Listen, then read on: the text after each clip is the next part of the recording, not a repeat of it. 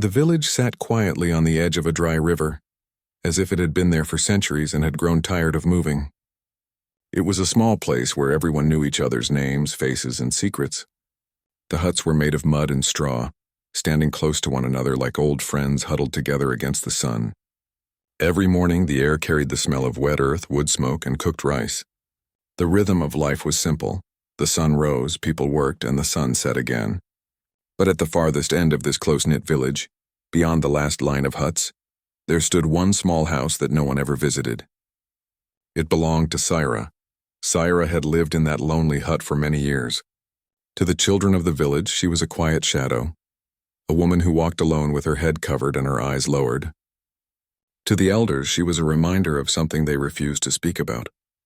She had been called impure long ago, not because of anything she had done to harm anyone, but because of an old belief, one of those stories passed down like a rule.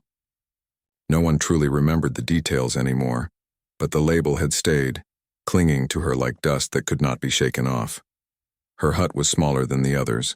It had a single wooden door, slightly crooked, and a clay lamp hanging outside.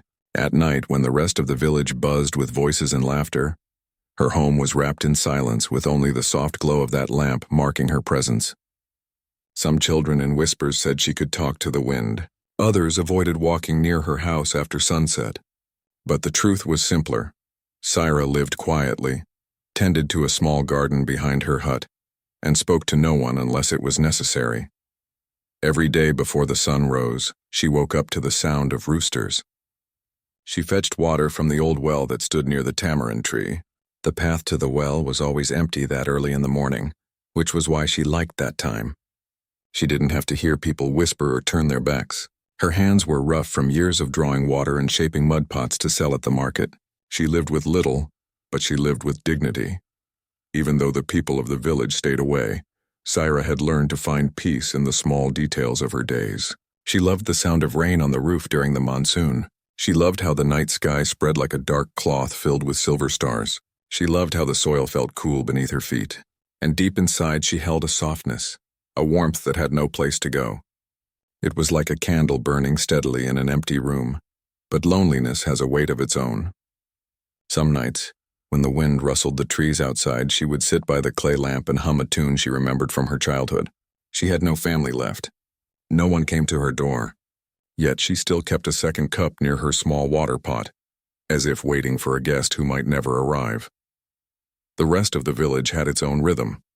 Children ran through narrow paths, chasing goats. Women gathered near the well, their bangles clinking as they filled their pitchers. Men worked in the fields, sweating under the sun. The temple bell rang every evening, a sound that wrapped the village like a soft blanket.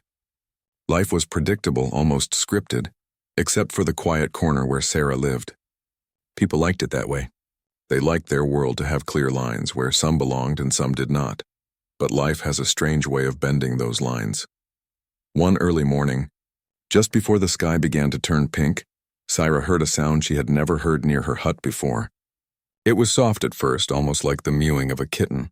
She sat up quickly, the woven mat beneath her creaking slightly. The wind was still and the lamp outside had just burned out. She wrapped her shawl around her shoulders and stepped outside. The ground was damp from the night's mist. And then she heard it again, a faint, shaky cry. Her eyes searched the shadows near the doorstep, and there, wrapped in a torn piece of white cloth, lay a tiny baby. His little fists waved weakly in the air, and his face was red from crying. For a moment, Syra froze. It was as if the world had paused around her. She knelt down slowly, her heart beating fast. The baby couldn't have been more than a few days old. There was no one in sight. Whoever had left him must have done so in the dark, slipping away quietly so that no one would know. Syra looked up and down the path, but it was empty. The village was still asleep. She glanced back at the baby. His eyes were closed, but he cried again, louder this time. Something inside her chest stirred, an old feeling she thought she had buried long ago.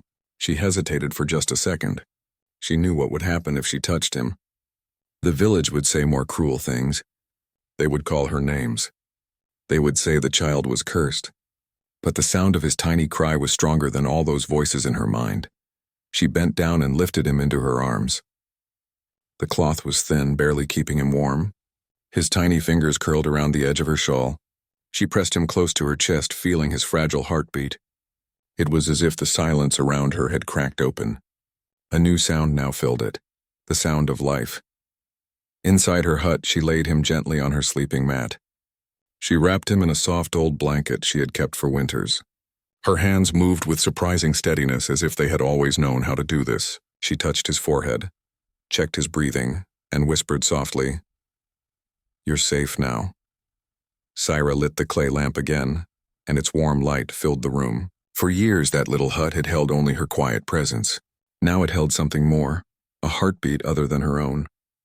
As the sun began to rise, the village slowly woke up. Smoke rose from the cooking fires. Women's voices filled the air. And in the far corner, Syra sat near the baby, rocking him gently.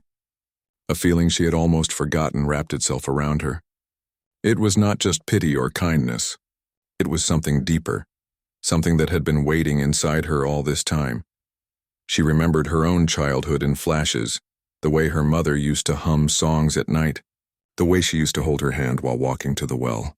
She remembered what it felt like to be loved. The baby, still too young to know anything of the world, had unknowingly opened a door in her heart, but she also knew the world outside that door. She knew what people would say when they found out. They would not see kindness in her actions. They would see something to blame. Yet, as she looked at the baby's face, so small and peaceful in the soft light, she felt no fear. For the first time in many years, her heart was louder than the whispers of the village. The roosters crowed again, sharper this time, and the first woman walked toward the well with a silver pot on her head. She glanced at Sarah's hut but didn't stop. No one ever did, but soon they would. Soon the entire village would stand before her door, not to bring her gifts or to offer help, but to question what she had done, to point their fingers, to turn their whispers into shouts. But that morning, Sarah didn't think about that. She thought only of the little life wrapped in her blanket. She warmed some goat milk in a clay cup and carefully fed it to the baby using a small piece of cloth. He drank slowly at first, then with more strength. Syra watched him, amazed at how something so small could already fight to live. When the baby fell asleep, she sat near him, her back against the wall. The sun had climbed higher now, and the light peeked through the cracks in the wooden door. She felt a quiet strength rising inside her, the kind that comes not from anger but from love. She did not know whose child he was. She did not know why he had been left at her door. She did not know what tomorrow would bring. But she knew one thing with a clarity she had not felt in years: she would not turn him away. Not like the world had turned away from her. Outside, the village moved through its ordinary morning. Inside that small hut at the far end, something extraordinary had just begun. A woman who had been forgotten had chosen to remember. A child who had been left behind had been found. And between the two of them, without a single word spoken, a bond had quietly taken root. Syra leaned her head back against the wall, listening to the soft breathing of the baby. Her eyes softened. She didn't smile often, but that morning she did. It was small, almost invisible, but it was real. And though the world outside had not yet noticed, the story of that day, the day a woman called Impure held an abandoned child to her heart, had already begun. Morning had spread across the village like a soft golden blanket. Birds were chirping in the neem trees. Women were gathered at the well with their pots, and children ran through the narrow paths, chasing each other. It was a day like any other. But inside Syra's small hut at the edge of the village, something had changed. The baby she had found just before dawn now lay asleep on her mat, wrapped in her old blanket. His tiny chest moved up and down with every soft breath. For the first time in years, Syra's house was filled with the sound of gentle breathing, not just her own. She sat beside him, resting her hands on her knees, watching his little fingers twitch in sleep. A warm feeling filled her heart. It was strange and new, yet deeply familiar. But Syra was not a woman who lived in dreams. She knew the world outside was not soft like a blanket. It had sharp edges, edges made of words, looks, and whispers. She had lived long enough on the other side of those edges to know how they could cut. She knew that when the village discovered she had taken in a child, they would not smile or offer help. They would question. They would accuse. They would say things that carried weight, not because they were true, but because everyone else believed them. Syra slowly stood up and adjusted the shawl over her head. She walked to the small shelf in the corner of her hut and picked up an earthen cup. She poured a little goat milk into it and warmed it over the small clay stove. Her hands moved with quiet care. She had already done this once, but it felt different this time. It felt as if her hands had a purpose now. As the milk warmed, the baby began to stir. His tiny mouth opened and a soft cry escaped. Syra turned quickly, picked him up, and gently rocked him in her arms. The sound of his cry was not loud, but in her quiet hut it filled the air completely. She sat back down on the mat and fed him slowly, holding the cup against the small cloth she used as a feeder. His eyes opened briefly, dark and curious, though still too small to truly see the world. Syra whispered softly to him. She didn't even realize she was speaking at first. Her voice was low, gentle, almost like the wind outside the hut.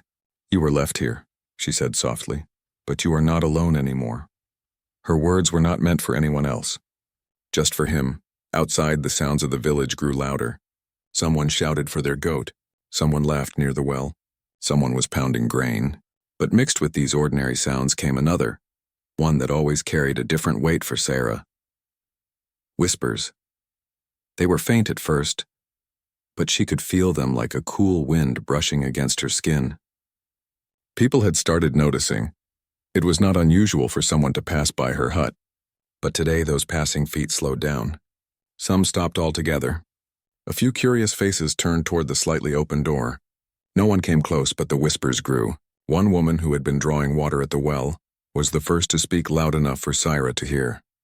"Did you hear?" she said to another. "There's crying coming from Sarah's house." Another replied, "A baby's cry. Who would leave a child there?" A third voice joined in, sharper. "Maybe she brought him here herself. Who knows what she's done?" Syra heard every word. She didn't flinch. She had spent too many years hearing worse. But deep inside, a quiet strength began to grow. The child in her arms needed her more than she needed to explain herself to anyone. She pulled the blanket around him more snugly, as if shielding him not just from the cool air but from the world itself. Soon, a few men walking to the fields paused near her hut. They didn't knock or enter, but their faces showed the same mixture of curiosity and suspicion. In villages like this, news spread faster than the wind. By midday, almost everyone would know that Syra, the woman called Impure, had a baby in her house. But Syra did not hide him. She placed him carefully in a small basket lined with cloth near the corner of the room. She sat next to him and began shaping clay pots. Her fingers worked smoothly, shaping the soft earth into circles, her eyes glancing at the baby every few seconds. She had done this work 1,000 times before, but never with such quiet joy in her heart. Every time the baby moved or made a soft sound, she felt as though the silence that once lived in her home was slowly breaking apart. At noon, when the sun was high and most people were resting, the first visitor came. It was not someone close, no one was close to Syra, but an older woman named Amina, who often walked past her hut on the way to the fields. Amina stood at the door, not stepping inside, just looking through the half-open frame. Her eyes narrowed. "Is it true?" she asked, her voice careful. Syra didn't look up from her work at first. "If you've already heard it," she said softly, "then why ask me?" Amina shifted her feet. "Why would someone leave a child at your door?" Syra placed the half-shaped pot down and finally met Amina's eyes. "I don't know," she said simply, "but he was crying. I couldn't leave him there." Amina's face tightened. She didn't know what to say to that. In truth, no one had ever heard Syra speak so directly before. People were used to her silence. Amina muttered something under her breath and walked away. But her eyes had seen the child, and her tongue would carry that image back to the rest of the village. By evening, whispers had turned into steady talk. At the well in the small market near the temple, people spoke of Syra and the baby. Some sounded curious. Some sounded worried. A few sounded angry. "This is not right," one man said, shaking his head. "She was marked long ago. She should not be keeping a child," another woman added. "The child could be from anywhere. We don't know whose it is. It's not safe." But there were also a few softer voices, quiet ones almost afraid to be heard. "At least she took him in," someone said. "Would you have done it?" The answer to that was silence. Meanwhile, inside her hut, Syra sat by the clay lamp watching the baby sleep. The day had been long, and though her body was tired, her heart felt strangely full. She had lived many years with nothing but silence and the weight of other people's words, but now there was a small life breathing under her roof, a life that had been given no place, no name, no safety, until it found its way to her door. She thought of the person who had left him there. Was it his mother? Was it someone who had no other choice? Or someone who hoped the world would take care of him? She did not know. But in her heart she felt one thing clearly. The child had not been left at her door by accident. Somehow he had been brought to her for a reason. The sun slowly dipped behind the trees and the shadows stretched longer. As the evening prayers echoed faintly from the temple, Syra held the baby in her arms again. His small fingers curled around the edge of her shawl, and his head rested gently against her chest. She looked down at him and felt a quiet promise forming inside her. She would not let anyone take him away. She knew the days ahead would not be easy. She had seen how the village could unite not always in kindness but in judgment. She had seen how fast a whisper could turn into a rule, but she also knew something else. She had lived through their judgment before and survived. And this time she was not alone. Outside, the night slowly settled. The last sound of the day was the creaking of the temple bell as the priest closed the doors. Inside the small hut, the clay lamp burned steadily, casting a warm glow on the walls. The baby slept in his basket, and Syra watched over him like a quiet guardian. The world outside might not understand why she had opened her arms to a child no one else wanted. But she didn't need their understanding. She only needed the strength to keep going. And as she sat there, a soft breeze blew through the cracks in the door, almost like a whisper from somewhere far away. It felt like hope, gentle, quiet, but real. Syra closed her eyes for a moment and let the feeling settle inside her chest. Tomorrow, she knew, the real test would begin. The whispers would grow louder. Faces would turn toward her hut not just with curiosity but with questions, maybe even anger. But tonight she had something stronger than their words. She had a child in her arms. She had a light in her home. And for the first time in a very long time, she felt that she belonged somewhere. Not in the village's stories, but in her own. The next few days in the village were not quiet anymore. What had started as whispers near the well had grown into conversations in almost every corner. Everyone had heard about the baby who now lived in Sarah's hut. Some spoke with curiosity, some with suspicion, and a few with open dislike, but no one ignored it. Syra, however, tried to keep her world small and simple. Each morning she woke before the sun rose. She fetched water from the well, cooked porridge for herself, and warmed milk for the baby. She had named him quietly in her heart, Arav. She didn't say the name aloud to anyone, but when she rocked him in her arms, she whispered it softly. Arav, she would say almost like a lullaby. You are safe here. He was growing stronger each day. His cheeks had a faint rosy color now. His cries were no longer weak. They had a rhythm, as if he was learning to call out for her. Every time she heard that little cry, something inside her softened. She hadn't smiled much in years, but now every day her lips curved just a little. But outside the world was not soft. As she walked to the well with the clay pot on her head, she could feel eyes on her. Some women no longer spoke when she approached. Some moved aside as if the air around her had changed. One woman muttered under her breath, "She took that child as if she belongs to us." Syra heard it but didn't respond. She had learned long ago that not every stone thrown needs an answer. But deep inside she knew the silence around her was growing heavier. By the third day, a group of elders gathered under the banyan tree at the center of the village. It was a place where all important matters were discussed. Marriages, disputes, crops, and sometimes matters like this. The oldest man in the village, who everyone simply called Baba, sat on a wooden stool with his walking stick resting against his leg. Around him, a few men and women sat in a circle. Their voices were low at first, but slowly grew louder. "She is not like us," one man said, frowning. "For years she has lived apart. We all agreed on that." "She did nothing wrong by feeding the child," an older woman replied softly. "Someone had to. Would you have left him there to cry?" "That is not the point," another man interrupted. "She is not allowed to keep him." "It will bring trouble." "What trouble?" a young man asked, folding his arms, but no one answered directly. It was not about real danger. It was about old beliefs, unspoken rules, and the way people were used to keeping things in neat boxes. To them, Sarah had stepped outside her box. That same afternoon, as Sarah washed the baby's small cloths near the stream behind her hut, She noticed two women standing at a distance. They whispered to each other, their eyes fixed on her. One of them shook her head slowly. "The elders will not allow this," she said. Syra kept washing the clothes, pretending not to hear. But she heard every word. She knew the talk under the banyan tree would reach her soon.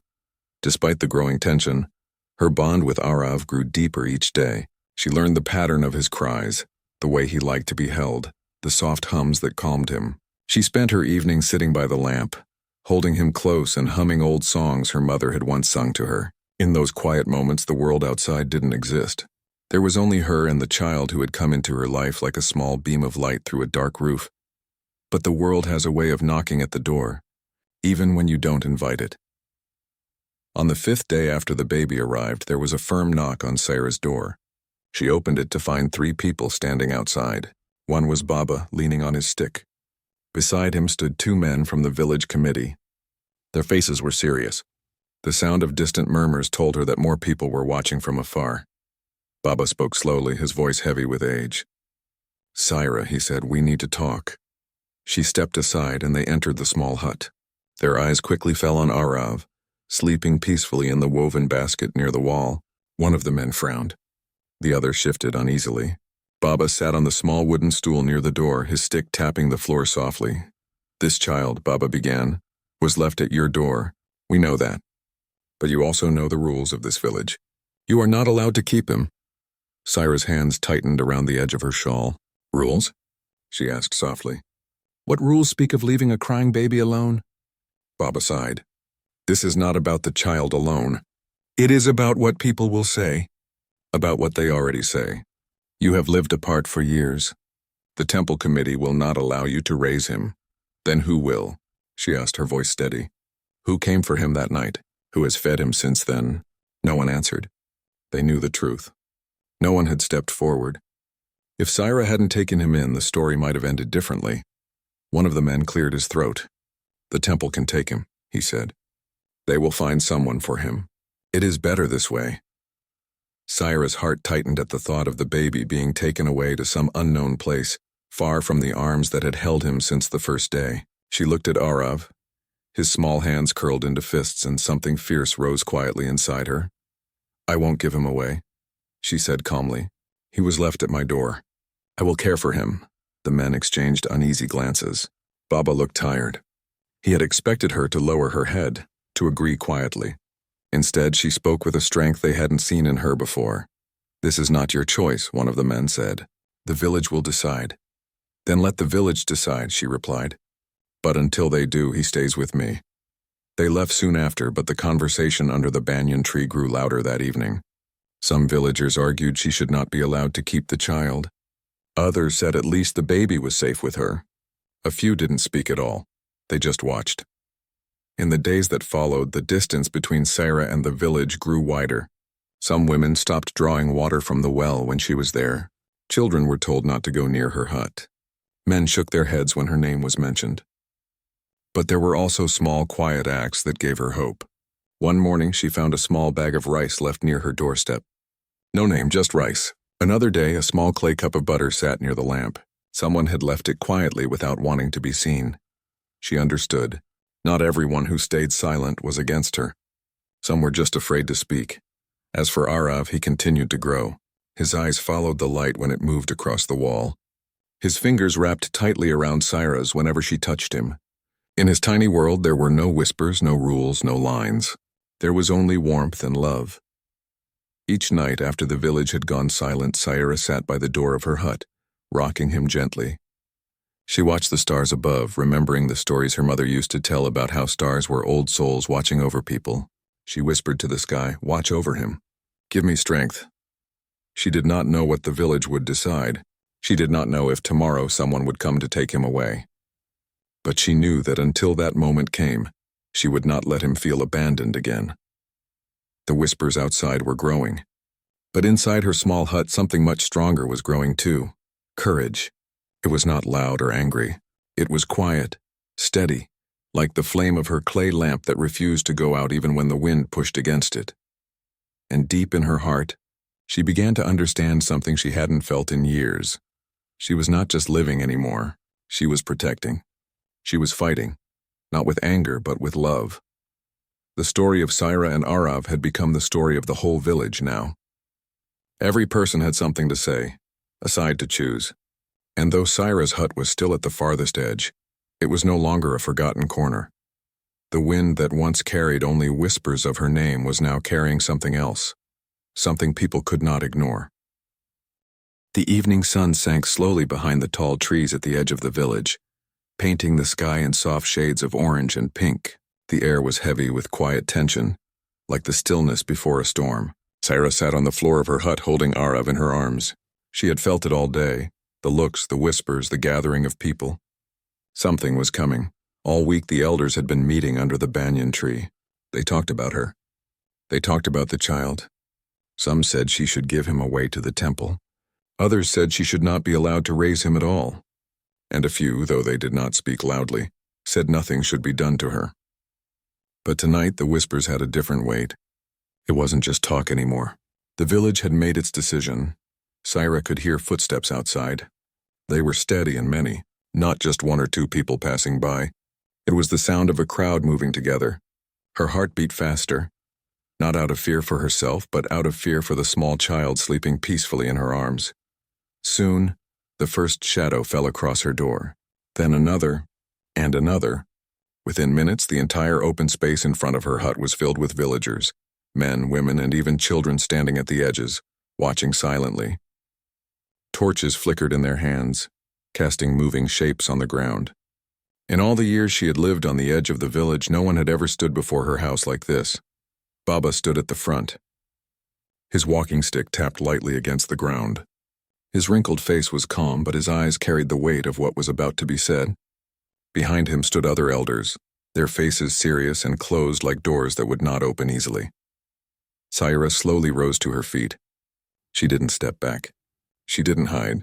She stood in the doorway, her shawl pulled around her shoulders, Arav held close to her chest.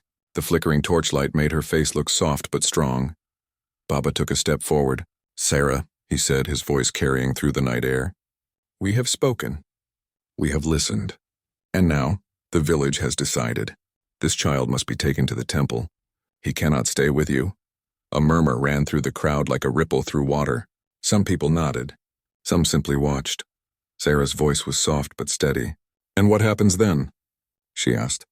"Who will care for him? Who will hold him when he cries at night?" "The temple will make arrangements," one of the men answered quickly. "They will find a place. It is not for you to keep him." Saira looked down at Arav. He was awake now, blinking at the flickering lights. His small fingers held onto the fabric of her shawl as if it were his only world. She lifted her gaze back to the crowd. "The night he was left here," she said slowly, "none of you came to him. None of you fed him. None of you held him. He cried and I heard him. That is why he is in my arms now." Her words hung in the air. For a brief moment no one spoke. Even the children at the edges fell quiet. A woman in the crowd crossed her arms. "That does not change who you are, Saira," she said. "The elders gave you a place outside the village. That is where you belong." Saira took a deep breath. "And what am I then?" she asked softly. "A shadow, a ghost? Someone who cannot care for a child because of a word said years ago? I have done no wrong. If being called impure means I cannot love, then what is the meaning of your purity?" There was a stir in the crowd. People shifted their feet, glanced at one another. Her words were gentle, but they struck something deeper than anger. Baba raised his hand to quiet the voices. His eyes softened slightly, but his voice remained firm. "The decision has been made. If we allow you to keep the child, others will question the order of the village. Rules must be the same for everyone." "Then change the rules," Saira replied. Her voice was quiet, but in the silence of the night it carried like a clear bell. The man standing next to Baba shook his head. "Rules are not made to be changed." Saira's gaze swept across the crowd. She saw faces she had known all her life. Some had ignored her for years. Some had spoken unkind words. But there were also faces that looked uncertain now, faces that seemed to be listening for the first time. She stepped out of the doorway, closer to them. "When he was left at my door," she said, "he was just a child. No name, no family, no one to hold him.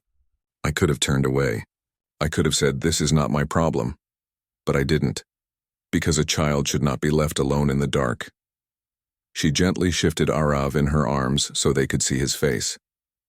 His eyes were wide, curious, innocent. "Look at him," she continued softly. "Does he understand your rules? Does he know what it means to be pure or impure? All he knows is warmth, hunger, and love. And I gave him what I could." The silence deepened. Even the wind seemed to pause. One young woman at the back lowered her torch slightly. Another whispered something to the person beside her. Not everyone agreed with Saira, but something in their faces had changed. They were not just seeing a woman labeled by an old word. They were seeing someone standing for something real. Baba's hand tightened on his stick. He had not expected her to speak like this. "Saira," he said gently. "Sometimes good hearts are not enough to change what has always been." She met his eyes without lowering hers. "Then maybe it's time for something to change." There was a long pause. The night stretched like a string pulled tight. Then an elder woman stepped forward. She was known for her sharp tongue, but tonight her voice was different. "Baba," she said quietly, "she speaks the truth. None of us went to that baby. We walked past.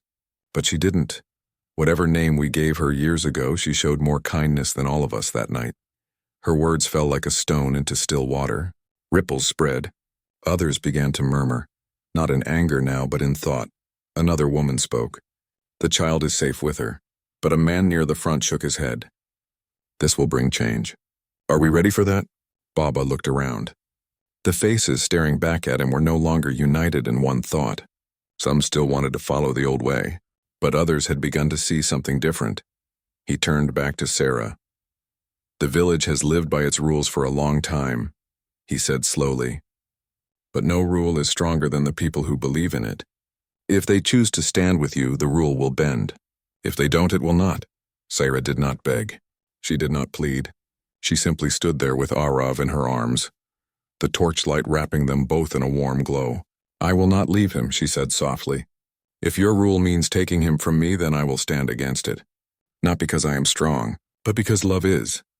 The silence after her words was deep and wide. Even the night birds had grown quiet. Then slowly something unexpected happened. One by one, a few villagers lowered their torches. It wasn't a grand gesture. It was small, quiet, almost shy, but it was enough. A signal. First the young woman at the back, then another, then a man who had once whispered against her but now looked down at the ground as he lowered his torch. Soon almost half of them stood with their hands lowered. Baba's eyes moved across the crowd.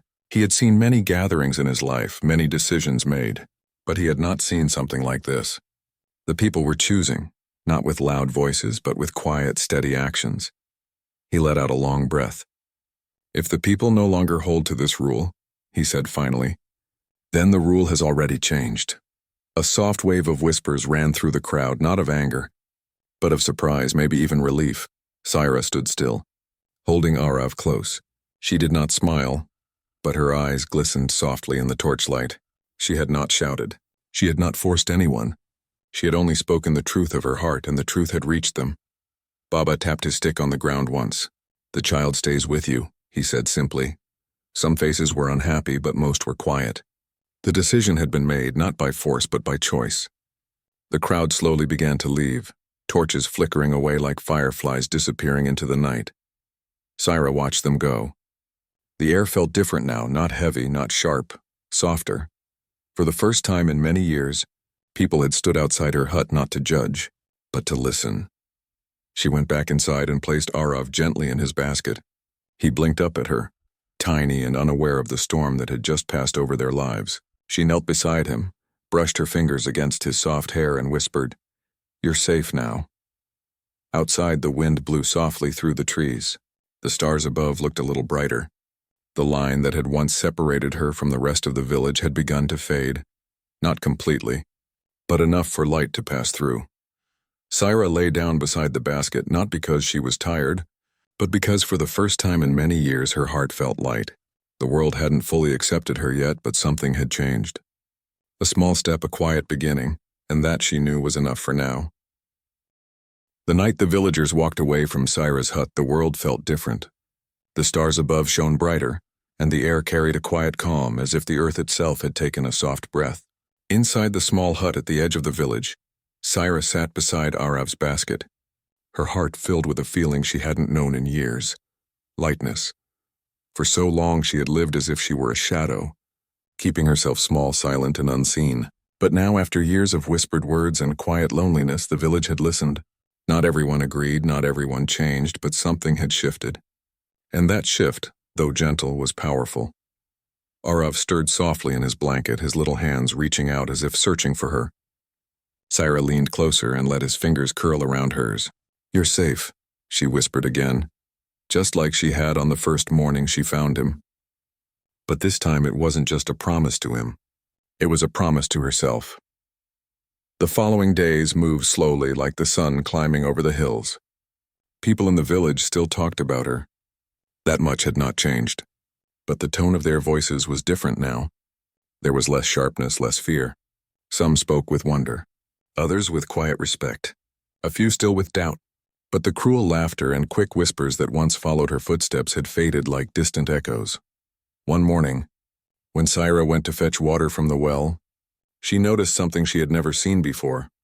Two women who usually walked away when she came near did not move this time. They stayed where they were, their eyes dropping awkwardly as she passed. It was not friendship, not yet, but it was a beginning. A small girl who had always been told to stay away from Syra's hut looked at her shyly. Syra smiled softly. The girl quickly hid behind her mother, but her tiny eyes peeked out again with curiosity. It was the first time in many years a child had looked at Syra with something other than fear or confusion. A few days later, a woman from the far end of the village came to her door. She carried a small clay bowl filled with warm milk. She didn't say much. She simply handed it to Syra, looking at the baby who lay sleeping in his basket. "He'll grow strong," the woman said softly, and then she walked away. Syra stood at the door holding the bowl in her hands. She didn't call after the woman. She didn't need to. The gesture itself spoke louder than any words could. It was the village's way of saying what they were not yet ready to say out loud. Slowly, little changes began to find their way to her. A small bag of rice one morning, a soft woolen cloth left by the doorstep another evening.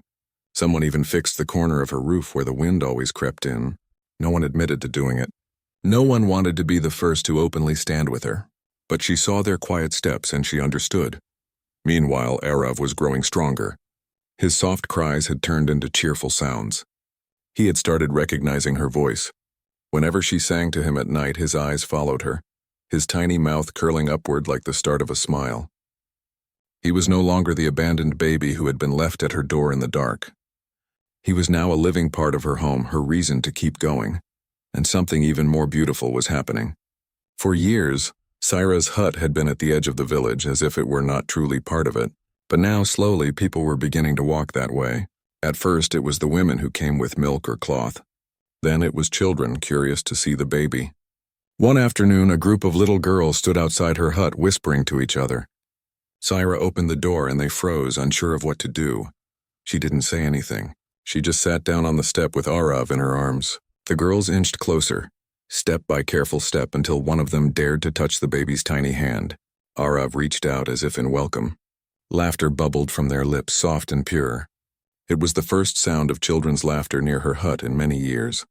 The sound carried through the evening air, and something in the village shifted again. Even the temple priest, who had once spoken strongly about taking the child away, came to see her one day. He didn't bring rules this time. He brought a small blanket stitched by the women who worked near the temple. "The winters are near," he said quietly, placing the blanket by the door. His eyes met hers for a moment, not as someone judging her, but as someone acknowledging her.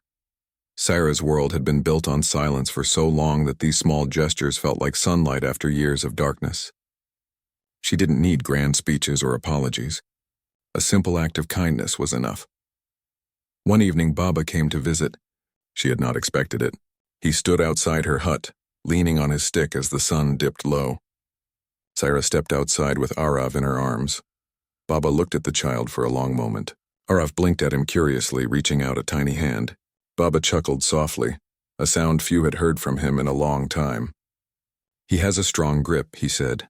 "He does," Syra replied, a quiet smile on her lips. Baba sighed. "I was wrong to think rules were stronger than kindness," he said. his voice slow but steady. Sometimes we forget that rules are made by people, and people can choose to see differently. Saira didn't say anything. She didn't need to. The quiet between them was enough. As the weeks passed, the sharp line that had once divided her from the rest of the village grew faint. She was still different. Some people still held their old thoughts close, but the way they saw her had changed. Not because she tried to become someone else, but because she had stayed true to who she was. Arav became a part of village life. Children played near her hut now. Women often came to ask about him. Some even offered to hold him for a few moments. It wasn't just that they accepted her having him, it was that they had slowly accepted her. One chilly morning, a group of women were sitting near the well, weaving baskets. Sarah walked by with Arav wrapped against her chest. One of the women waved at her to sit down. It was a small thing, but to Saira, it felt like a bridge had been built where once there had only been a wall. She sat with them, listening to their laughter, their stories, their everyday chatter. For the first time in years, she wasn't standing apart. She was sitting among them. Time moved on as it always does. Seasons changed. The dry riverbed filled again with water when the rains came. Trees grew fresh leaves, and the baby who had been left alone on a cold night grew stronger in her arms. On the first day, Arav took his tiny, shaky steps on the dusty ground outside the hut. Children cheered and clapped. Women smiled. Men passing by nodded. And Sarah, she stood behind him with tears she didn't try to hide. They were not tears of sadness. They were tears of everything she had held inside for too long, of loneliness that had slowly turned into belonging. She had once been just a quiet woman at the edge of the village, living under a label she never asked for. Now she was someone the village looked at differently. They no longer saw only the label. They saw a woman who had held a child when no one else did, and the child who had been left with nothing had become a part of something. Years would pass, and this story would not be forgotten. People would tell their children about the night they stood before Sarah's hut, and how one woman, with nothing but quiet courage, changed the way a village saw the world. Saira would grow older, but she would never be alone again. Arav would run through the fields, play by the river, and grow up knowing the woman who saved him did so not out of duty but out of love. And the villagers who once turned away from her would smile when they saw her walking with him. The hut at the edge of the village no longer felt far away. It had become a warm part of the village's heart. On quiet nights, when the stars filled the sky, Saira would sit on her doorstep with Arav asleep beside her, listening to the sound of the wind moving through the trees. She would think back to that first night, the small cry in the darkness, the cold, the fear. And then she would think of now, the laughter, the warmth, the people who had changed even if slowly. And she would smile, not because everything was perfect, but because she had learned something powerful. A single act of kindness, no matter how small, can change more than just one life. It can soften hearts, open doors, and turn old whispers into new beginnings. She closed her eyes and let the breeze brush against her face. Her heart was full, not just with love for the child she held, but with gratitude for the way the world had turned when it could have stayed still. And in that quiet, the story of Saira and Arav lived on, not just in her hut, not just in their hearts, but in the soul of the village itself.